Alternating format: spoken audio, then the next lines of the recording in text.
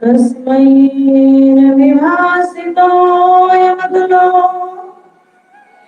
ज्ञानप्रदीपः पुरा तद्रूपेण च नारदाय मुनये कृष्णाय तद्रूपिणः निर्विन्दाय तदात्मनाथ भगवद्दाताय कारुण्यता अच्युतं विमलं विश्वममृतं सत्यं परं धीमहि सत्यं परं धीमहि तेनेयं वाङ्मयी मूर्ति प्रत्यक्षा वर्तते हरे सेवनात् श्रवणात् पाठात् दर्शनात् पापनाशी। जय श्री कृष्ण चैतन्य प्रभु नित्यानंद श्री अद्वैत गदाधर श्रीवासादि गौर भक्तवृंद। हरे कृष्ण कृष्ण कृष्ण हरे हरे हरे राम राम राम हरे हरे।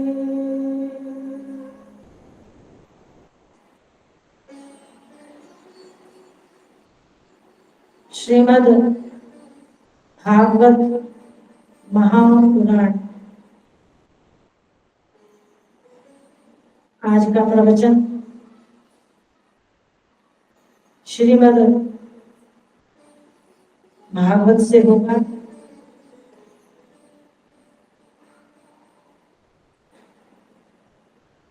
श्रीमद्भागवतम शास्त्रम नित्यं ये परिसेवितः पितरमातुश्च भार्यया कुलपंक्ति सुतारिता।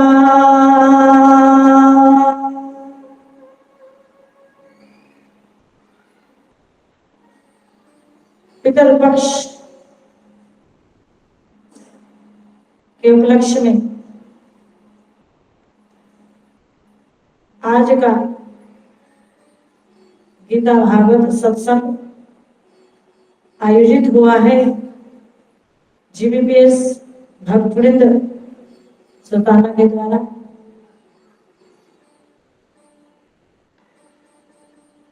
तो श्रीमद् भागवत की महिमा जो कि अनंत है उसके अंतर्गत आता है श्रीमद् भागवतम शास्त्रम।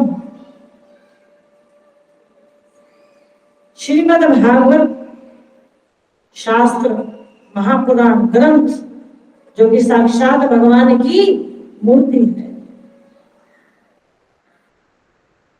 अवतार रूप में है। नित्यम वे परिसेवितम जो नित्य प्रति सेवनम सेवा करता है।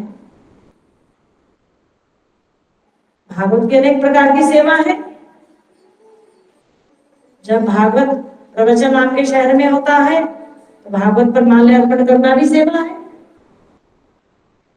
भागवत का दर्शन करना भी सेवा है, भागवत को प्रणाम करना भी सेवा है।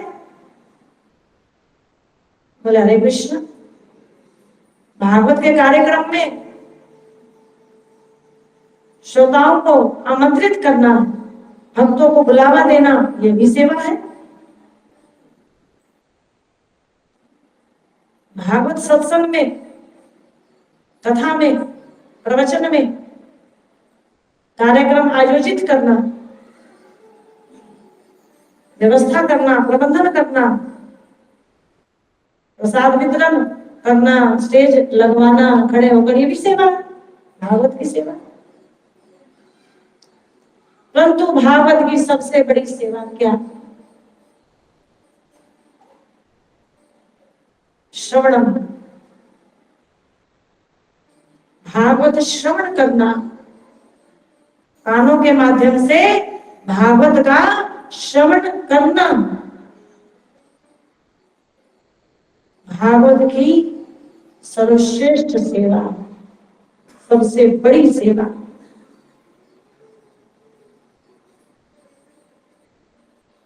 तो जो भागवत की नित्यम वे परिसेवितम, जो नित्य सेवा करते हैं, क्योंकि श्रवण सेवा तो नित्य हो सकती है,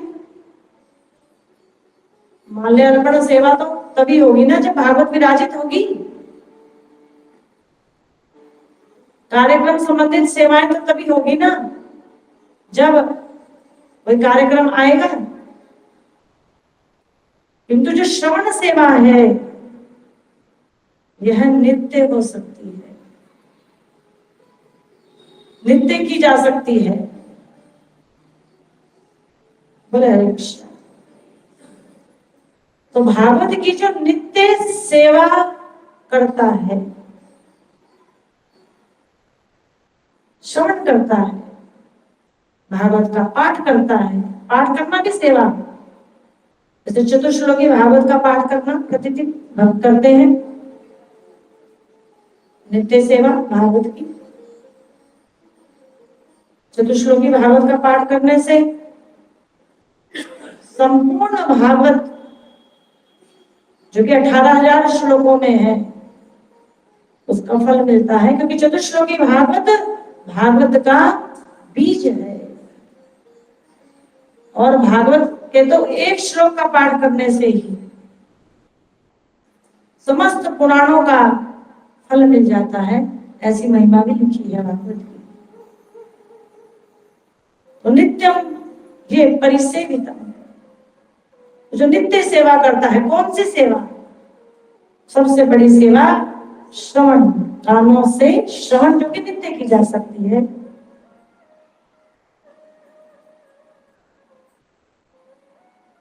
तो क्या कहा? पितुर्मातुश्च भार्यया कुलपंक्ति सुधारिता। उस व्यक्ति के, अब वह व्यक्ति जो नित्य सेवा कर रहा है वो व्यक्ति नहीं रहा, सामान्य व्यक्ति, वो भक्त हो गया। पितुर, पिता के, माता, माता के, भार्या पत्नी के, जो कुल पितर हैं उनका कल्याण हो जाएगा।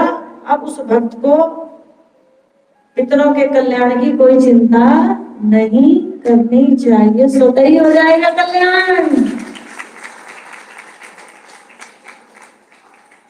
तो आपने पितर पक्ष में श्रीमद् भागवत महापुराण पर सत्संग प्रवचन आयोजित किया है। तो भागवत में आपकी श्रद्धा है, तो भागवत में जिसकी श्रद्धा है, भागवत जो पाठ करता है, भागवत जो सुनता है, उसका तो कल्याण, अपना कल्याण तो होगा ही होगा। पिता के कुल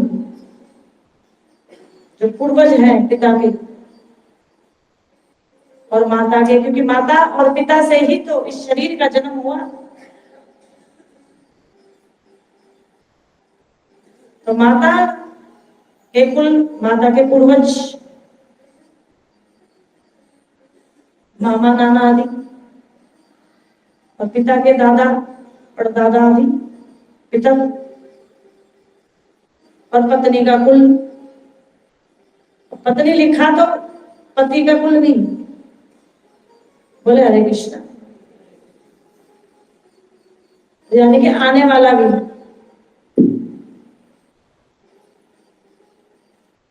और पत्नी का कुल अलग है, पति का कुल अलग है। पति के माता पिता के कुल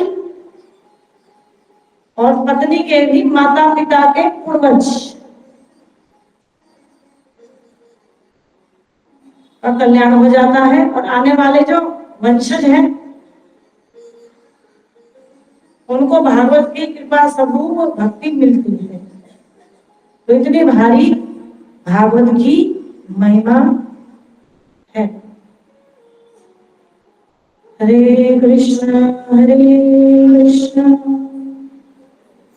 कृष्ण कृष्ण हरे हरे, हरे राम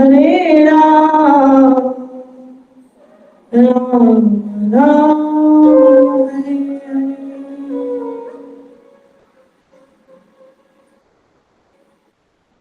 तो नवधा भक्ति में भक्ति के 9 मुख्य अंग हैं और भक्ति के कुल 64 अंग और उपांग हैं, ऐसा कह सकते हैं। तो नवधा भक्ति अंतर्गत भक्ति का एक अंग है वंदनम भक्ति, भगवान की वंदना करना, अर्थात भगवान की स्तुति गाना, वंदना करना। और वंदना कैसे करना? उत्तम उत्तम श्लोकों से वंदना करना। भागवत का प्रत्येक श्लोक उत्तम श्लोक है।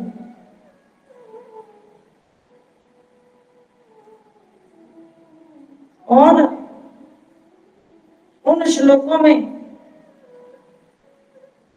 भगवान की किसी किसी प्रसंग में वंदनम भक्ति आ रही है, वंदना हो रही है, भगवान को नमस्कार किया जा रहा है, भगवान को प्रणाम किया जा रहा है, भगवान से कृपा मांगी जा रही है, भगवान से भक्ति मांगी जा रही है।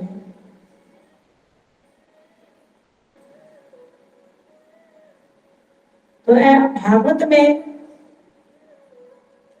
अनेकों अनेकों स्तुतियां हैं। भागवत की जितनी भी स्तुतियां हैं 12 स्कंदों में,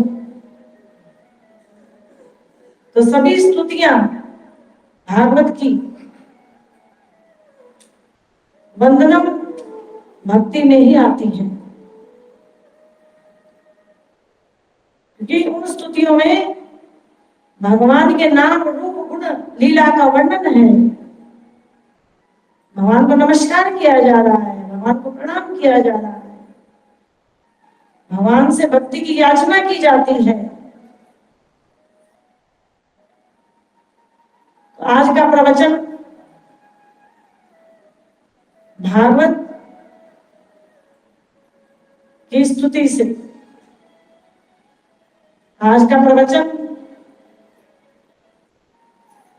वंदनम भक्ति प्रधान श्लोक रहेगा। महारानी कुंती देवी ने भागवत के प्रथम स्कंद के 8वें अध्याय में भगवान श्री कृष्ण की दिव्य श्लोकों में, पुण्य श्लोकों में, उत्तम श्लोकों में, बड़े ही सुंदर श्लोकों में, बड़े ही मधुर श्लोकों में, कर्ण प्रिय श्लोकों में भगवान की स्तुति गाई है, भगवान की वंदना की है।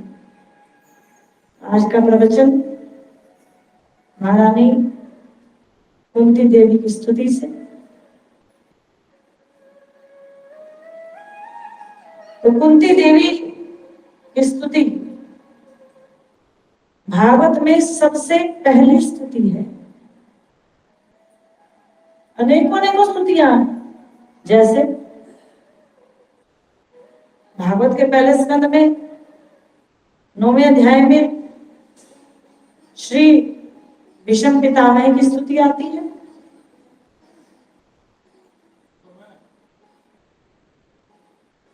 भागवत में अनेकों अनेकों जगह ब्रह्मा, शिव, इंद्र आदि देवगण भगवान की स्तुति गायन करते हैं। बहुत से स्कंदों में देवतागणों द्वारा की गई स्तुतियां हैं। श्री शिव जी द्वारा स्तुति है मुख्य रूप से भागवत के चौथे स्कंद में। दक्ष प्रजापति द्वारा की गई स्तुति है, हंस भूय स्तोत्र है। वृद्धासुर की स्तुति है छठे स्कंद में। भक्तराज प्रहलाद जी की स्तुति है सप्तम स्कंद में।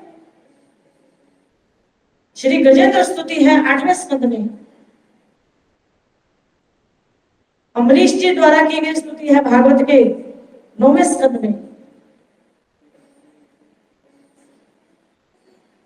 माता देवकी और वसुदेव जी की स्तुति है भागवत के 10वें स्कंद में।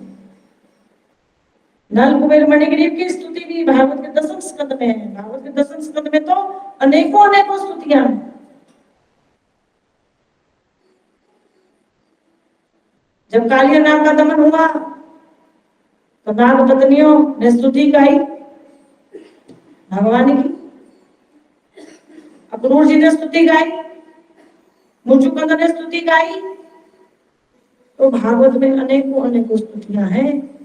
तो भागवत वंदनम भक्ति से ओतप्रोत है। भागवत के सब स्कंदों में वंदनम भक्ति है।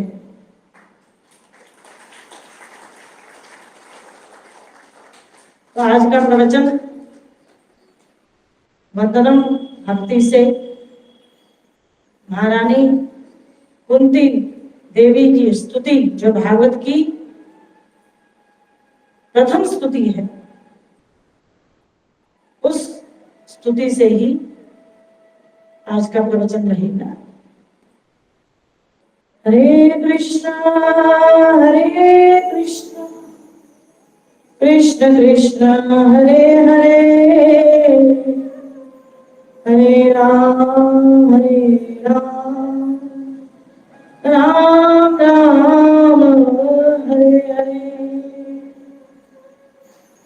स्तुति में क्या है? नमस्कार किया जा रहा है। तो आप सभी भी वंदनम मुद्रा में आ जाइए, ऐसे हाथ जोड़कर। इसे कहते हैं वंदनम मुद्रा। दोनों हाथों को जोड़ना है, वंदनम मुद्रा।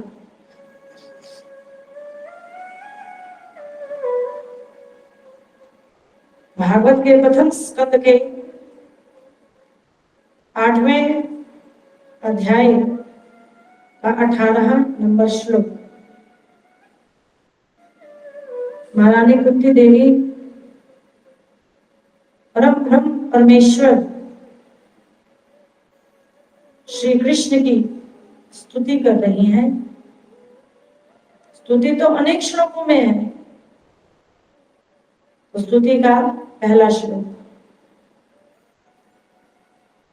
नमस्ते पुरुषं त्वामाद्यं, नमस्ते पुरुषं त्वामाद्यं, ईश्वरं प्रकृतेः परमां, अलक्ष्य सर्वभूतानां, अन्तर्बहिर्वस्थितम्,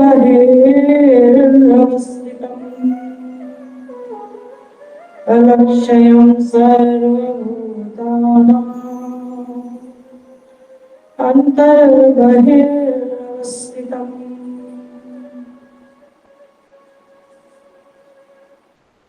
देवी कुंती कहती हैं, नमस्ते, मैं नमस्कार करती हूँ। किसे नमस्कार कर रही है? पुरुषम त्वामाद्यम प्रकृते परम, ईश्वरम प्रकृते परम। मैं आदि परमेश्वर श्री कृष्ण आपको प्रणाम करती हूँ।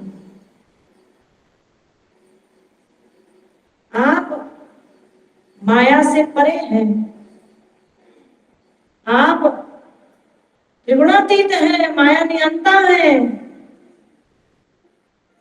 निर्गुण है। यद्यपि आप समस्त देहधारी प्राणियों से अलक्षित रहते हैं, उन्हें दिखाई नहीं देते, फिर भी आप समस्त प्राणियों के भीतर अंतर्यामी परमात्मा रूप से रहते हैं और आप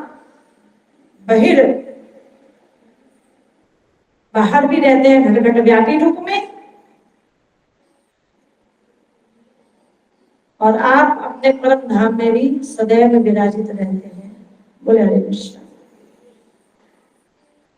हरे कृष्ण हरे कृष्ण कृष्ण कृष्ण हरे हरे, हरे राम राम राम हरे हरे। भागवत के 3 सिद्धांतों में से यह श्लोक संबंध तत्व प्रधान है। संबंध तत्व, अभिधेय तत्व और प्रयोजन तत्व, सिद्धांत त्रय।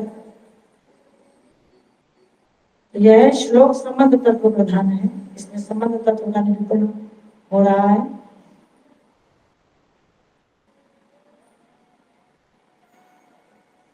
तो अब इस श्लोक की व्याख्या करते हैं। श्लोक को समझना है।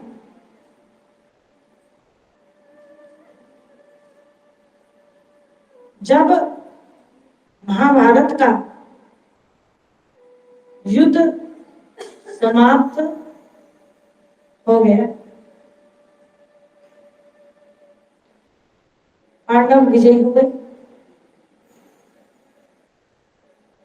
तब युद्ध के अंत पर द्रोण पुत्र अश्वत्थामा ने ब्रह्मास्त्र छोड़ दिया देवी उत्तरा के गर्भ पर, और भगवान श्री कृष्ण ने देवी उत्तरा के गर्भ में जो महाराज परीक्षित हुए उनकी रक्षा की।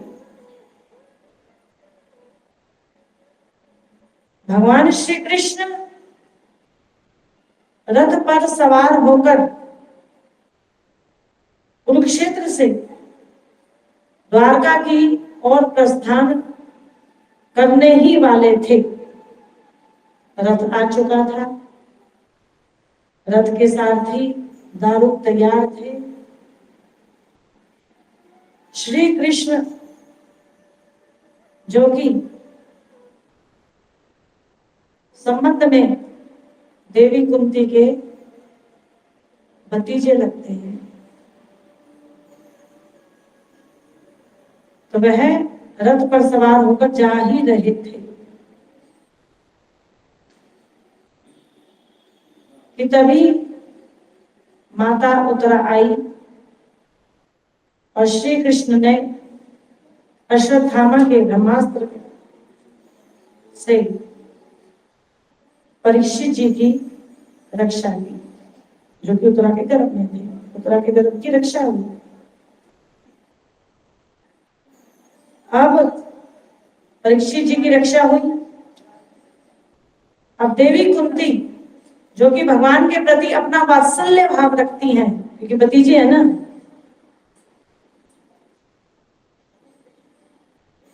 भाई के पुत्र हैं लीला में।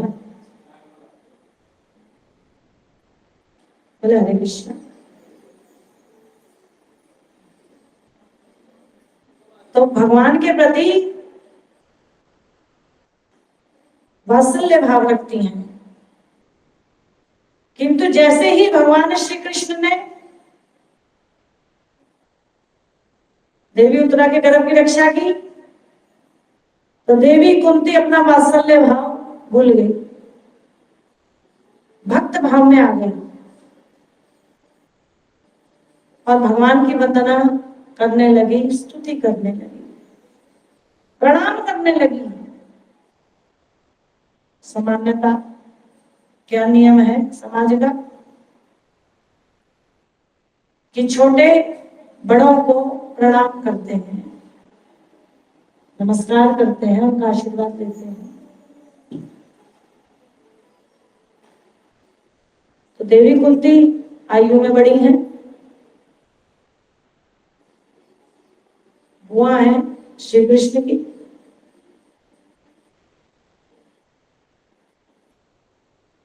तो वह जानती हैं कि मेरे समक्ष जो ये खड़े हैं, भले ही यह संबंध में मेरे भतीजे हों, तो यह वास्तव में आदि पुरुष हैं, परम पुरुष हैं, परम ब्रह्म है, परमेश्वर है। ये तो लीला करने के लिए इस धराधाम पर यादव वंश में श्री कृष्ण लोक से इस धराधाम पर आए हैं। इन श्री कृष्ण का जन्म नहीं होता, ये साक्षात परमेश्वर है।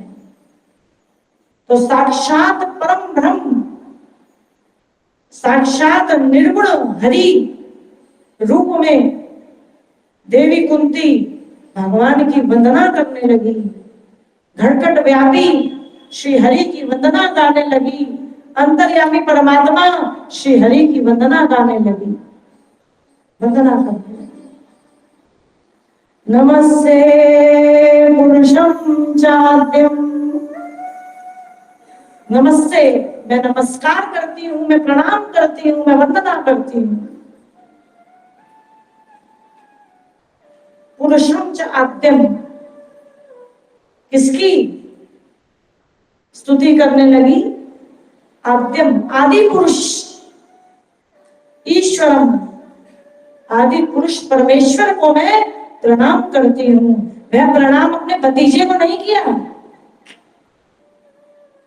क्योंकि वह भतीजे कौन है? आदि पुरुष परम ब्रह्म परमेश्वर है, तो परमेश्वर को प्रणाम किया है। हरे कृष्ण कृष्ण कृष्ण हरे हरे, हरे राम राम राम हरे हरे। गोविंदमादि पुरुषम तमहं भजामि, गोविंदमादि पुरुषम तमहं भजामि। श्री ब्रह्मा जी ब्रह्म संहिता में भगवान श्री कृष्ण की वंदना कर रहे हैं, स्तुति गा रहे हैं, गोविंदमादि पुरुषम तमहं भजामि। हे गोविंद श्री कृष्ण, आप आदि पुरुष हो, मैं आपकी वंदना करता हूं। आदि पुरुष किसे कहते हैं? आदि पुरुष, या पुरुष से तात्पर्य जेंट्स से नहीं है, लेडीज जेंट्स स्त्री पुरुष नहीं। पुरुष का अर्थ क्या है? पुरीष्यते इति पुरुषः, जो नवद्वार रूपी पुरी में रहता है, देह, इस देह में रहता है, वह पुरुष है। बोल रहे कृष्ण। अरे जो शरीर है ना, शरीर, बॉडी, स्थूल शरीर, इस बॉडी के 9 द्वार है। 2 नथुनों के द्वार, 2 आंखों के, दो कानों के, एक मुख का, और दो निकृष्ट द्वार है मलमूत्र इंद्रिय, 9 द्वार है।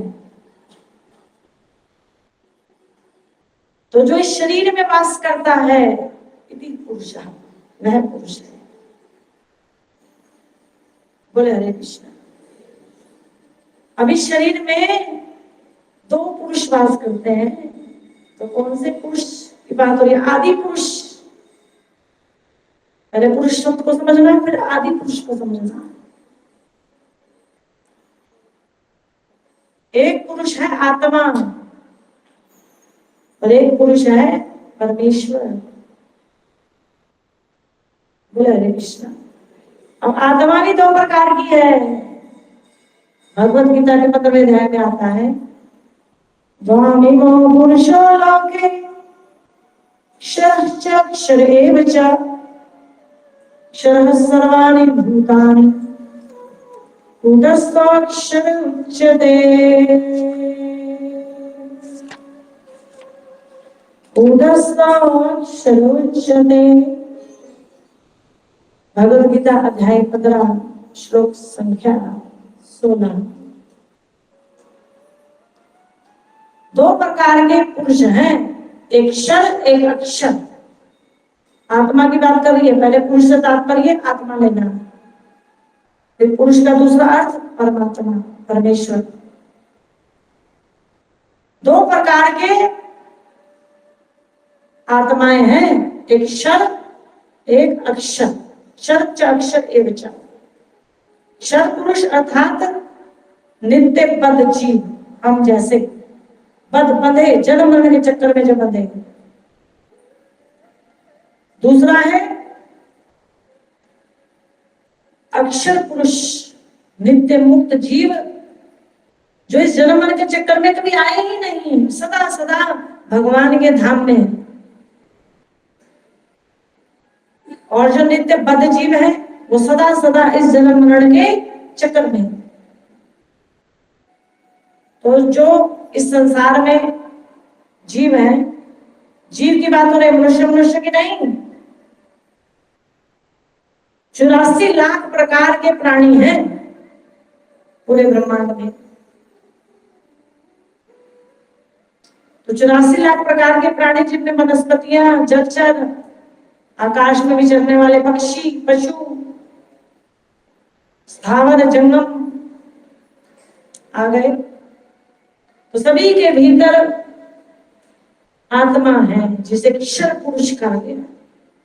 और ये आत्माएं नित्य बद्ध है, सदा से बद्ध है, अनादिकाल से बद्ध है, बधी है जन्म मरण के चक्र में। और इसे जन्म मरण के चक्र में बांधा है किसने? माया ने।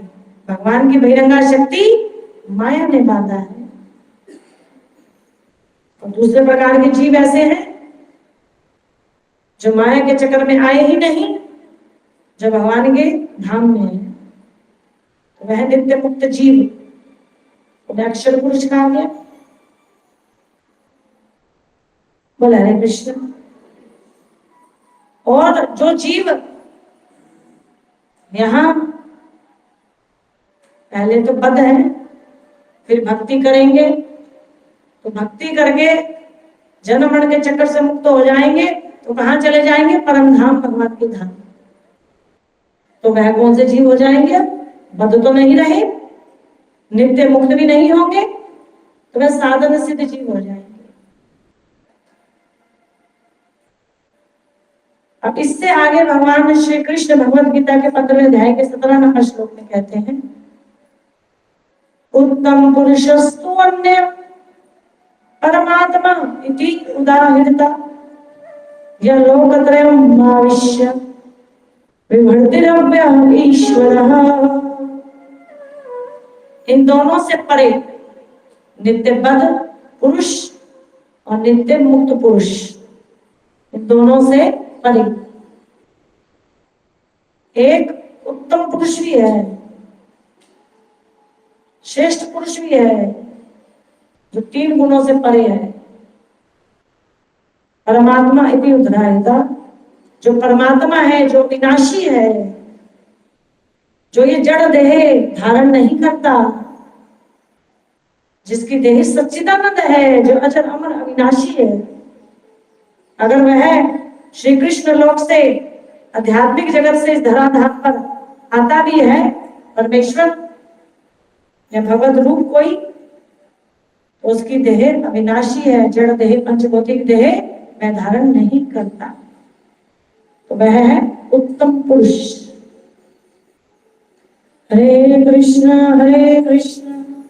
कृष्ण कृष्ण हरे हरे, हरे राम राम राम हरे हरे। जो मामेव सम्मूढ़ो जानाति पुरुषोत्तमम्, जो मुझे पुरुषोत्तम उत्तम पुरुष के रूप में जान लेगा, तो वह सभी वेदों का ज्ञाता है। अर्थात परम पुरुष उत्तम पुरुष कौन हुए? भगवान श्री कृष्ण।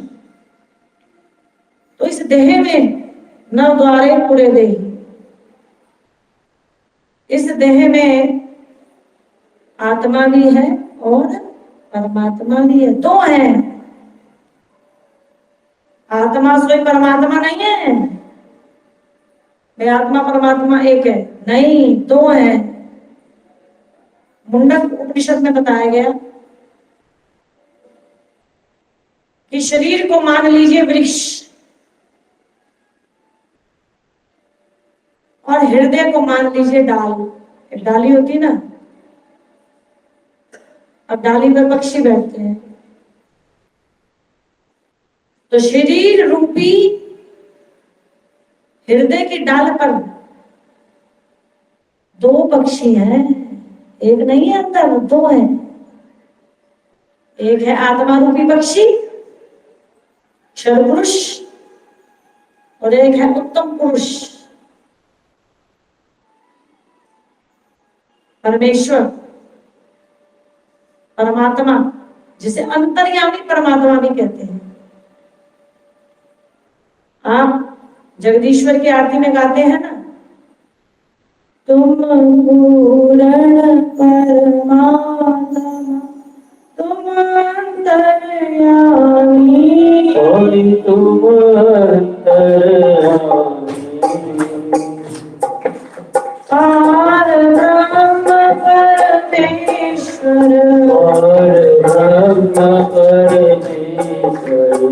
तुम सबके स्वामी, ओम जगदीश हरे। तुम पूर्ण परमात्मा, तुम अंतर्यामी। तो जो अंतर्यामी है वह परमात्मा है। अंतर्मन में आत्मा भी बैठा है, पर वह पूर्ण नहीं है, वह जगदीश्वर नहीं है, वह पार ब्रह्म नहीं है, प्रकृति से परे नहीं है। आत्मा तो बद्ध है, जन्म मरण के चक्कर में फंसा है। और अंतर्यामी परमात्मा उस आत्मा के साथ बैठे हैं। किस रूप में बैठे हैं? गतिर् भरता प्रभु साक्षी, गतिर् भरता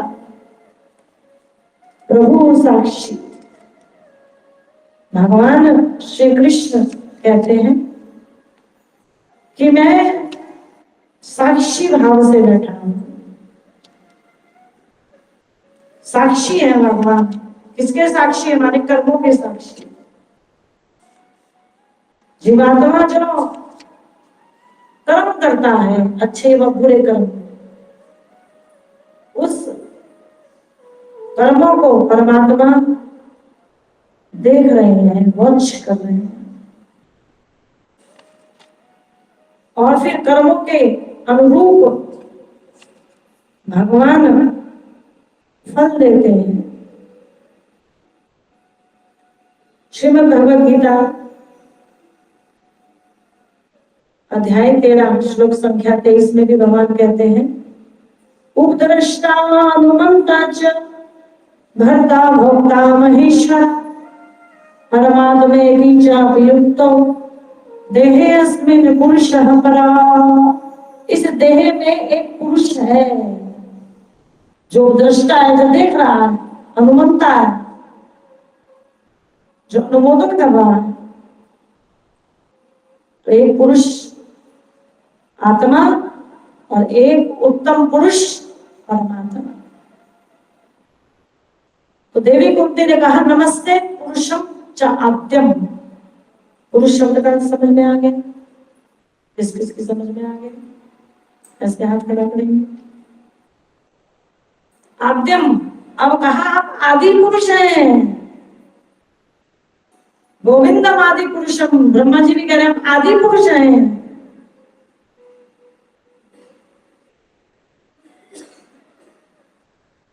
आदि पुरुष किसे कहते हैं? आदि,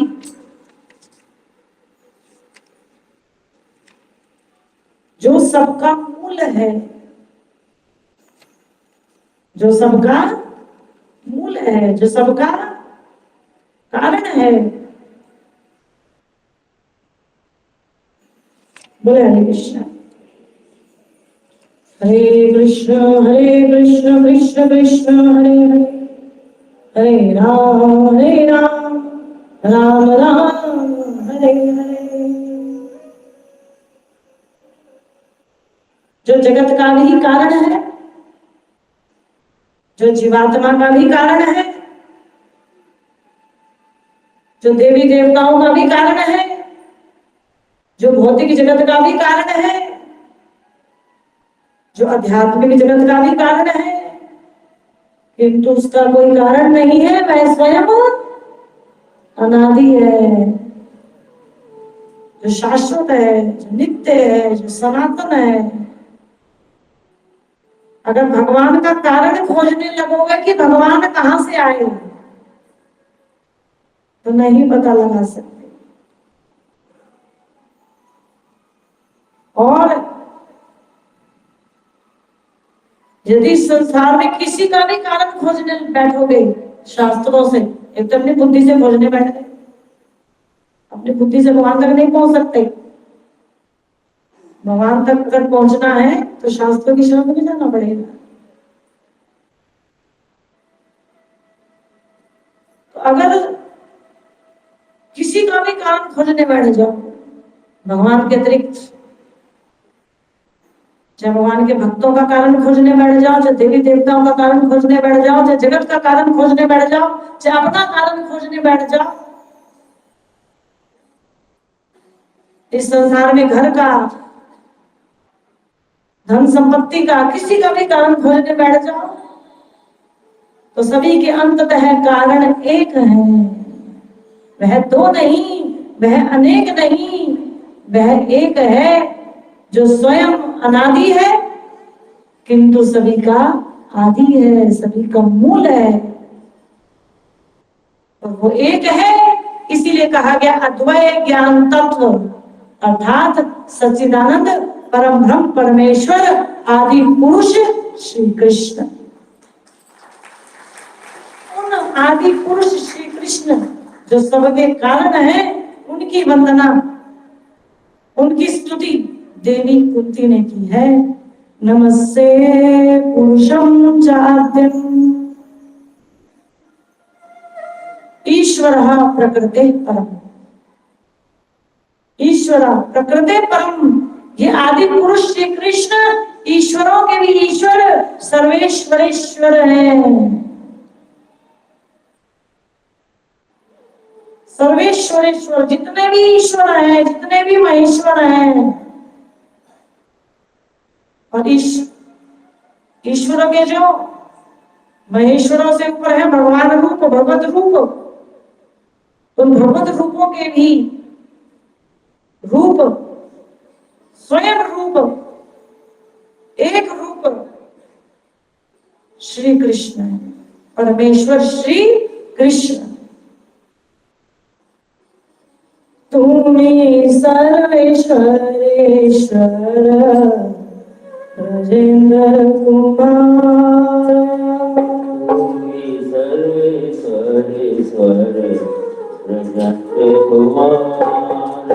तुम्हें सर्वेश्वरेश्वर ब्रजेंद्र कुमार।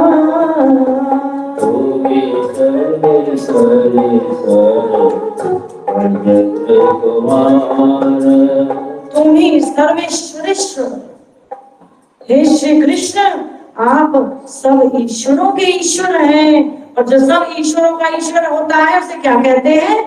परम ईश्वर, परम सबसे बड़ा, जिसकी समता कोई नहीं कर सकता, जिसके बराबर कोई नहीं, जिससे बढ़कर कोई नहीं, वही तो है परमेश्वर सर्वनियंता पुरुष। सभी जिसके अधीन है, किंतु वह किसी के अधीन नहीं। वह तो स्वराट है, वह तो स्वतंत्र है। ये परमेश्वर कोई और नहीं, यह श्री कृष्ण है, उन्हीं की वंदना हो रही है। नमस्ते पुरुषम च आद्यम, आदि पुरुष श्री कृष्ण की वंदना हो रही है, परमेश्वर श्री कृष्ण की वंदना हो रही है। और ये श्री कृष्ण कैसे हैं? प्रकृति परम, कह दिया प्रकृति परम। हे श्री कृष्ण आप इस प्रकृति से परे हैं। प्रकृति अर्थात माया, प्रकृति का एक अर्थ माया, आप माया से परे हैं। माया तो आपके अधीन है। मया दक्षिण प्रकृति, भगवद गीता अध्याय 9 श्लोक संख्या 10। मया दक्षिण, श्री कृष्ण कहते हैं ये प्रकृति मेरी अध्यक्षता में कार्य करती है। प्रकृति परम, माया के 3 गुण जिन्हें व्याप्त नहीं होते, जिन्हें छू भी नहीं सकते, श्री कृष्ण कृष्ण लोक से इस माया में जगत में आए, किंतु माया उनके नजदीक भी नहीं जा सकती, माया उन्हें छू भी नहीं सकती, स्पर्श भी नहीं कर सकती। प्रकृति परम। प्रकृति के 3 गुण कौन कौन से बताए? सतोगुण, रजोगुण, तमोगुण। इस संसार में समस्त प्राणी माया के अधीन माने गए, सभी जीव। बोला हरे कृष्ण। अरे भगवत गीता में तो भगवान श्री कृष्ण ने 18वें अध्याय के 40 नंबर श्लोक में यहां तक कह दिया, ना तदस्ति पृथ्व्याम व दिवि देवेषु वा पुनः सत्वं प्रकृतिजे मुक्तम यदेवि स्यात् त्रिगुणे। इस पृथ्वी स्वर्ग में, पृथ्वी लोक पे अथवा स्वर्ग में कोई भी ऐसा प्राणी नहीं, दिव्य देवेशु वा पुनः, यहाँ तक कि देवतागण भी नहीं, ब्रह्म लोक में ब्रह्मा जी भी नहीं, कोई ऐसा प्राणी नहीं जो प्रकृति के 3 गुणों से मुक्त हो। अर्थात सभी प्रकृति के 3 गुणों के बंधन में है। देवी देवता को भी बंधन में कह दिया। किंतु हरि ही निर्गुण साक्षात, हरि श्री कृष्ण जो जन्म मरण का चक्कर हर ले वह हरि, जो त्रिताप हर ले वह हरि। निर्गुण साक्षात, निर्गुण है। निर्गुण का अर्थ निराकार नहीं है। कोई सोचे श्री कृष्ण निराकार है, निर्गुण का अर्थ क्या लगा रखा है आज के समाज में? निर्गुण मतलब निराकार, सगुण मतलब साकार। नहीं, हरि साकार है, साकार होते हुए भी निर्गुण है। निर्गुण का अर्थ प्रकृति के 3 गुण उनमें नहीं है, सत रज तम गुण उनमें नहीं है। हरि का शरीर, कृष्ण का शरीर सत्वगुण से जन्य नहीं है। कुछ लोग क्या मानते हैं कि राम कृष्ण देह की देह, राम श्री कृष्ण की देह तो सत्वगुण जन्य है, सत्वगुण से बनी है। नहीं, बने नहीं है। जो बना है वो बिगड़ेगा, जो उत्पन्न हुआ है उसका नाश होगा। हरि तो निर्गुण है, तीन गुणों से परे हैं। उनकी देह सच्चिदानंद है, पंचभौतिक देह उनकी नहीं है। अगर सतोगुण की देह हो गई तो फिर तो गुण में हो गए, निर्गुण कहाँ गए। हरे कृष्ण कृष्ण कृष्ण हरे हरे, हरे राम राम राम हरे हरे। हरि की जो भक्ति करता है वह भी त्रिगुणातीत हो जाता है, तीन गुणों से पार आध्यात्मिक जगत में चला जाता है। हरि तो मोक्ष देने वाले हैं, तो भक्ति भी निर्गुण है, हरि भी निर्गुण है। जो हरि की भक्ति करेंगे भक्त, वह भी निर्गुण अवस्था को प्राप्त कर लेंगे। हरि साकार है, सच्चिदानंद साकार, प्रकृति परम, इस प्रकृति से परे है, अप्राकृत है, सच्चिदानंद दिव्य शरीर है उनका। नमस्ते पुरुषं त्वामाद्यं ईश्वरं प्रकृते परम। अब आगे कुंती देवी जी कहती हैं, अलक्ष्ये सर्वभूतानां अंतर्बहिरवस्थितम्, अंतर्बहिरवस्थितम्।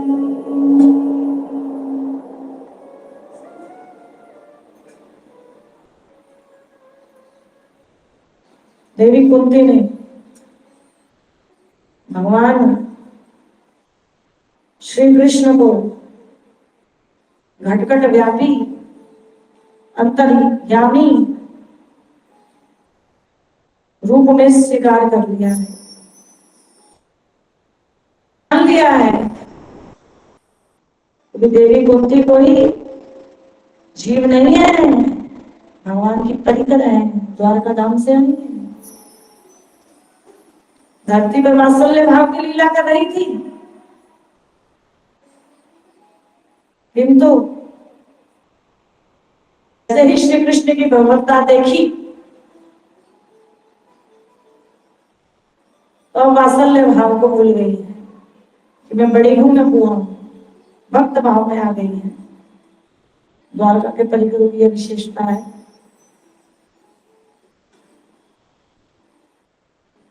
तो देवी कुंती को सदा से ही भगवान का ज्ञान है, यानी कि ग्रंथ पढ़ के ज्ञान लिया है। तो क्या कहा, अलक्ष्य सर्वभूतानां अंतर्बहिरवस्थितम्। तो पहले श्लोक के अंतिम पाद को समझना है, अंतर्बहिरवस्थितम्, अंतर्बहिरवस्थितम्। हे कृष्ण, आप अंतर्यामी परमात्मा रूप से अवस्थित हैं, बैठे हैं, विराजमान हैं। सभी के भीतर बैठे हैं, सभी के भीतर परमात्मा एक, और उन्होंने अपना विस्तार कितने रूपों में कर लिया है। अंतर्यामी परमात्मा रूप से जितने इस जगत में प्राणी, असंख्य प्राणी हैं, असंख्य रूप भगवान के विराजित हैं। अगर जड़ रूप नहीं है हमारे भीतर, सच्चिदानंद है, परम पुरुष, अंतर्यामी परमात्मा। अब परमात्मा तो एक, अब सबके रूप भीतर कैसे बैठ गया, समझना है, समझिए। आत्मा तो सबकी अलग अलग है, सभी की आत्मा अलग अलग है। ऐसा नहीं कि आत्मा भी सभी की है, जो एक ही आत्मा सबके भीतर बैठ गई, नहीं। आत्मा करता है कर्म का करने वाला, तो सभी को अपने कर्म का फल स्वयं भोगना पड़ेगा। मान लिया कि घर में 4 व्यक्ति हैं, तो माता के भीतर भी आत्मा, पिता के भीतर भी आत्मा, बच्चों के भीतर भी। तो सबकी आत्मा अलग अलग, किंतु सबके भीतर कौन? परमात्मा। तो परमात्मा तो समष्टि रूप से सभी के भीतर बैठा है। बोले हरे कृष्ण। परमात्मा एक कॉमन, और आत्मा सबकी व्यक्तिगत अलग अलग। अब ऐसा कैसे हो गया? अब श्री गौरांग महाप्रभु एक उदाहरण देते हैं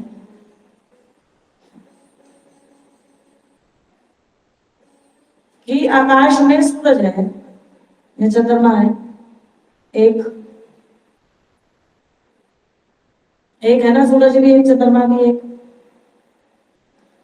अब धरती पर 1000 घड़े रख दिए पानी भर के, तो उस एक सूरज का बिंब का प्रतिछाया, प्रतिबिंब अलग अलग पात्रों में दिखाई देगा, तो 1000 सूरज हो गए। अब 1,00,000 रखेंगे तो 1,00,000 हो जाएंगे, 1 करोड़ रखेंगे तो 1 करोड़ हो जाएंगे, सूरज तो एक। तो परमात्मा ने अपना क्या कर लिया है? उतने ही रूपों में विस्तार कर लिया है जितने की आत्माएं हैं, और साक्षी भाव से बैठ रहे हैं। अब यह बात आज के समय में तो बड़ी आसानी से समझी जा सकती है। अब सभी के घर में एलसीडी टीवी है। बोले हरे कृष्ण। अब टीवी पर मान लिया कि वृंदावन से कथा आ रही है, वक्ता एक, अब चैनल पर आ रही है आस्था चैनल पर। अब जो जो अपने गांव या शहर में आस्था चैनल को खोलेगा उसी समय में, तो वह व्यक्ति वहां भी आ जाएगा। ऐसे जब भौतिक टेक्नोलॉजी के द्वारा एक व्यक्ति अनेकों जगह दिखाई दे सकता है। बोले हरे कृष्ण। दिखाई दे रहा है कि नहीं दिखाई दे रहा आज के समय में? जैसे कि अभी मैं सुताना में हूं, अब जो करनाल से मीटा पर प्रवचन सुन रहे हैं यूट्यूब से, तो वे वहां भी देख पा रहे हैं, मुझे सुन पा रहे हैं। जो दिल्ली में बैठे हैं दिल्ली वाले भी सुन रहे हैं। ये भौतिक टेक्नोलॉजी। लेकिन परमात्मा तो आध्यात्मिक रूप से प्रकृति पर, प्राकृतिक नहीं है, सच्चिदानंद देह रूप से सभी के भीतर अंतर्यामी परमात्मा रूप में बैठे हैं। हमारे कर्मों के साक्षी हैं, कर्मों का फल देने वाले हैं, सुहृदम सुहृद रूप में बैठे हैं, हितैषी रूप में बैठे हैं, मित्र रूप में आत्मा रूपी पक्षी का कभी साथ नहीं छोड़ते। कभी शरीर से निकलते हैं, परमात्मा कब निकलते? जब आत्मा निकलती है। जब आत्मा शरीर छोड़ देती है, जब मृत्यु के समय, तो परमात्मा शरीर छोड़ देते हैं। परमात्मा तो सच्चिदानंद है, अविनाशी है, ना तो उनका जन्म है ना उनकी मृत्यु है। हरे कृष्ण कृष्ण कृष्ण हरे हरे, हरे राम राम राम हरे हरे। अंतर्यामी परमात्मा, तो अंतर्यामी परमात्मा एक रूप से तो हमारे हृदय में है। अंतर्यामी परमात्मा ब्रह्मांड के नहीं है, एक ब्रह्मांड के गर्भदक्षाई विष्णु, द्वितीय पुरुष। और अंतर्यामी परमात्मा जो हृदय में बैठे हैं, श्री कृष्ण के विस्तार शिरोदक्षाई विष्णु, द्वितीय पुरुष। तो द्वितीय पुरुष गर्भदक्षाई विष्णु एक ब्रह्मांड के अंतर्यामी परमात्मा है, एक ब्रह्मांड के। और प्रथम पुरुष है कारणदक्षाई विष्णु, जो कि संपूर्ण ब्रह्मांडों के अंतर्यामी परमात्मा है। अंतर बहिर्वस्थितम, बहिर् बाहर भी है, बाहर घट घट में है, कण कण में है।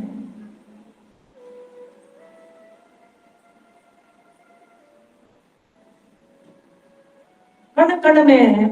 मैं तदम इदम सर्वम जगत अव्यक्त मूर्ति नाम, किस रूप में है? बाहर कण कण में कह दिया, किस रूप में है? अव्यक्त मूर्ति नाम, मूर्तिमान होकर है, सच्चिदानंद ऐसे ही है।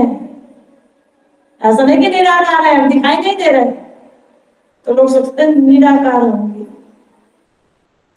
परमेश्वर निराकार नहीं है, बाहर भी है, दिखाई नहीं दे रहे।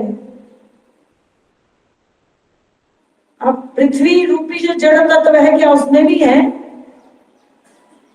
जल तत्व में भी है क्या? हाँ है, भागवत में प्रमाण है। श्री प्रहलाद जी ने कह दिया कि मेरा विष्णु खंबे में भी है, तो खंबे से भी प्रकट हो गए हैं। वहां अव्यक्त रूप में थे, दिखाई नहीं दे रहे थे। भक्तों के वचन को, भक्त के वचन को सत्य करने के लिए नरसिंह रूप में हिरण्यकशिपु के समक्ष उसकी राजसभा में प्रकट हो गए थे। बाहर भी है, कंकण में। तो भगवान को देखने के लिए ये जड़ नेत्र काम नहीं आएंगे। प्रेमा भक्ति जिसे प्राप्त हो जाएगी वह ही उन्हें देख पाएगा। जड़ नेत्रों से तो जड़ वस्तु दिखाई देगी, प्रकृति परम, प्रकृति से परे है। जड़ वस्तु से तो प्राकृत चीजें दिखाई देंगी, जो अप्राकृत हैं उन्हें इन जड़ नेत्रों से भला क्या देखेंगे। मृत्यु के समय सारी इंद्रियां निश्चिष्ट हो जाती हैं, बंद हो जाती हैं काम करना, तो नेत्र तो वही है, उसके नेत्र बंद कर दिए जाते हैं। मृत व्यक्ति के काम नहीं करते। बोले हरे कृष्णा। तो जड़ है नेत्र, इनमें देखने की शक्ति आत्मा के प्रभाव से है।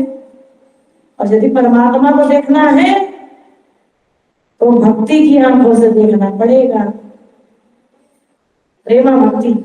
तो प्रेमा भक्ति किसे मिलेगी? जिसके पास पहले शास्त्र चक्षु आएंगे। एक तो है जड़ चक्षु, एक है शास्त्र चक्षु,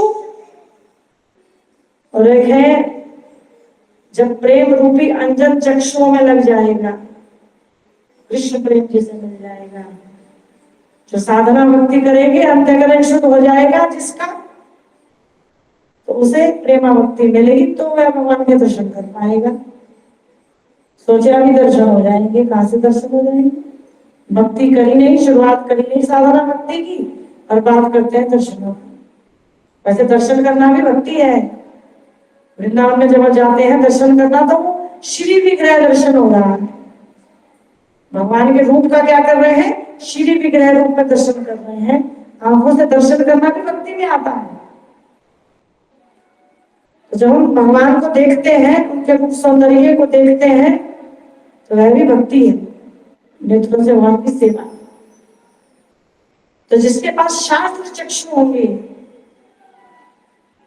शास्त्र का ज्ञान जो ग्रहण कर लेगा कानों के माध्यम से, शास्त्र चक्षु जब आ जाएंगे तो पता चल जाएगा कि कौन भगवान है और कौन भगवान नहीं है। बोले हरे कृष्णा। आजकल चल रहा है ना, तू भी भगवान और मैं भी भगवान, गुरु भी भगवान और चेला भी भगवान, कोई मेरे बिगड़े काम बना दे तो वो भी भगवान। किसी ने मेरा कर्जा उतार दिया तो ये तो मेरे लिए भगवान है, ये भगवान का भूत उतर जाएगा, भगवान भगवान का। जब कौन से चक्षु आ जाएंगे? शास्त्र चक्षु। अंतर्बहिरवस्थितम्, तो भगवान बाहर भी है, साकार रूप से है, निराकार रूप से नहीं, दिखाई नहीं दे रहे। और कहाँ है बाहर? इस भौतिक जगत के तो कण कण में है, आध्यात्मिक जगत में सच्चिदानंद साकार रूप से बैठे हैं, वैकुंठ में नारायण रूप से बैठे हैं। अनंत कोटि वैकुंठों में अनंत कोटि वैकुंठ मूर्तियां बैठी हैं भगवान की। मूर्ति से तात्पर्य भगवान का सच्चिदानंद स्वरूप, यहाँ तो श्री विग्रह है भगवान का, तो वहां साक्षात सच्चिदानंद विग्रह है जिसे देख भी पाते हैं परिकर। तो जब आध्यात्मिक जगत में जाएंगे तो नित्य दर्शन कर पाएंगे भगवान का। साकेत लोक में भगवान राम रूप में बैठे हैं, कृष्ण लोक के द्वारका मथुरा में भगवान क्षत्रिय वेशधारी रूप में बैठे हैं, और गोलोक में भगवान श्री कृष्ण गो वेशधारी, मुरलीधारी, मोर पंखधारी, वैजंती माला पहने यमुना के तट पर राधा रानी के संग लीला करते हैं, गोपियों के संग लीला करते हैं, नंद बाबा यशोदा जी के संग लीला करते हैं। माधुर्य में लीला श्री गोलोक धाम में। अंतर्बहिरवस्थितम्,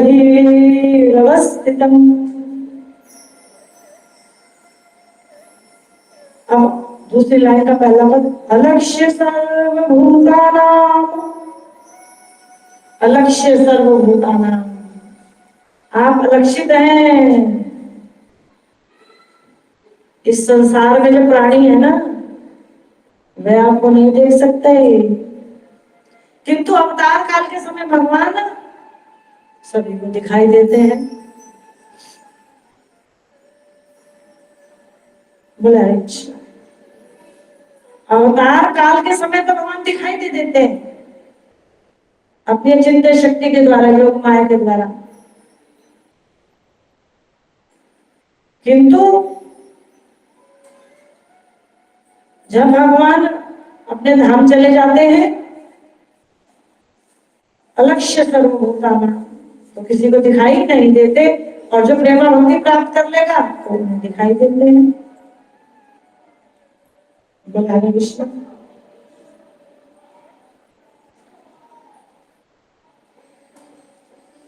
और भूतानाम, भूतानाम मतलब जिसके शरीर पंच महाभूतों से बने हैं। पंच महाभूत कौन से? पृथ्वी, जल, अग्नि, वायु, आकाश, ये पंच महाभूत है। तो सभी के शरीर पंच महाभूतों से निर्मित है। तो भूतानाम, सर्वभूतानाम, समस्त प्राणियों के लिए आप अलक्षित हो, आप अधक्षज हो, आपको पाना सरल नहीं है। मन बुद्धि इंद्रियों से परे हो आप, तो आप तो उन्हें ही प्राप्त हो सकते हो जो आपकी भक्ति करते हैं। बोले हरे कृष्ण। अलक्ष्य सर्वभूतानां, अब भक्ति वैसे तो सभी कर सकते हैं,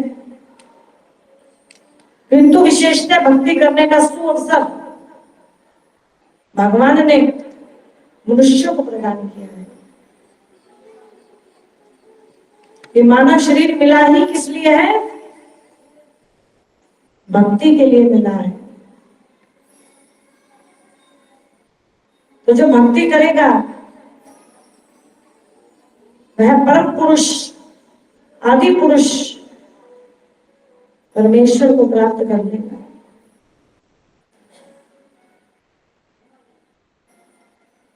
बोले हरे कृष्ण। अब भक्ति मतलब भगवान की सेवा।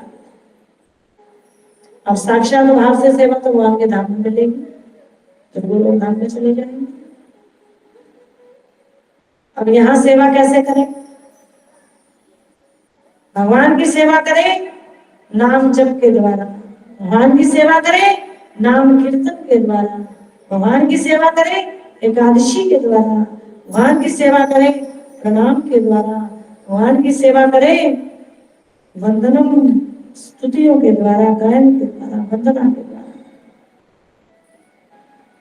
तो देवी कुंती की जो स्तुति का यह प्रथम श्लोक है बड़ा ही सुंदर, जिसमें संबंध तत्व परम ब्रह्म परमेश्वर की भगवत्ता के बारे में देवी कुंती ने हमें बताया है कि जो श्री कृष्ण है वह कौन है। लोग सोचते हैं कि श्री कृष्ण तो नंद यशोदा के पुत्र हैं, देवकी वसुदेव के पुत्र हैं। देवकी वसुदेव ने अपने पुत्र की रक्षा के लिए कंस के भय से गोकुल में छोड़ दिया था, ऐसा सोचते हैं श्री कृष्ण को। श्री कृष्ण को लोग योगी राज मानते हैं, श्री कृष्ण को लोग केवल महापुरुष मानते हैं। तो वह अज्ञानी है जो ऐसा मानते हैं। श्री कृष्ण साक्षात परम ब्रह्म परमेश्वर हैं और नंद बाबा यशोदा जी उनके परिकर हैं, समूह शक्ति अंश परिकर जो गोलोक धाम से आए हैं। देवकी वसुदेव जी उनके परिकर हैं जो द्वारका धाम से आए हैं। श्री कृष्ण जब आते हैं तो उनका धाम भी आता है, उनके परिकर भी आते हैं और जगत में वह लीला करते हैं, भक्ति की स्थापना करते हैं और चले जाते हैं। और भगवान के भक्त उनकी वंदना करते हैं, उनकी कीर्ति का गायन करते हैं। तो भागवत में भगवान श्री कृष्ण के लिए एक से एक बढ़कर उत्तम श्लोकों में स्तुति गायन किया है भक्तों ने। तो भगवान की वंदनम भक्ति आप प्रतिदिन अवश्य किया कीजिए। श्री कृष्ण कृपा कटाक्ष स्तोत्र गाया कीजिए, श्री राधा कृपा कटाक्ष स्तोत्र गाया कीजिए, चतुश्लोकी गीता गाया कीजिए, चतुश्लोकी भागवत गाया कीजिए, श्री नरसिंह प्रार्थना गाया कीजिए। ऐसा कहते हुए आज का प्रवचन यहीं पर विश्राम करते हैं। हरि अनंत हरि कथा अनंता, इस श्लोक में संबंध तत्व का निरूपण है और श्रीमद् भागवत महापुराण में 18,000 दिव्य श्लोक हैं। उनमें से संबंध तत्व 66% है। संबंध तत्व बहुत अधिक विस्तार है। तो यहाँ हमने विश्व गुरु श्री जीव गोस्वामी पाद जी महाराज की कृपा से अपने शिक्षा गुरु श्री कृष्ण तत्ववेता तेजस्वी दास जी महाराज के आशीर्वाद से, उनके अनुकंपा से आज वंदनम भक्ति समझाने का प्रयास किया है। आशा करते हैं कि आपको आज का प्रवचन अवश्य ही समझ में आया होगा। हरे कृष्ण कृष्ण कृष्ण हरे हरे, हरे राम राम राम हरे हरे। ग्रंथ सम्राट श्रीमद् भागवत महापुराण की जय। भगवान श्री कृष्ण के शब्दावतार श्रीमद् भागवत महापुराण की जय। सर्वशास्त्र शिरोमणि श्रीमद् भागवत महापुराण की जय। सर्व प्रमाण चक्रवर्ती श्रीमद् भागवत महापुराण की जय। सिद्धांत त्रय, संबंध तत्व, विधेय तत्व, प्रयोजन तत्व का निरूपण करने वाले श्रीमद् भागवत महापुराण की जय।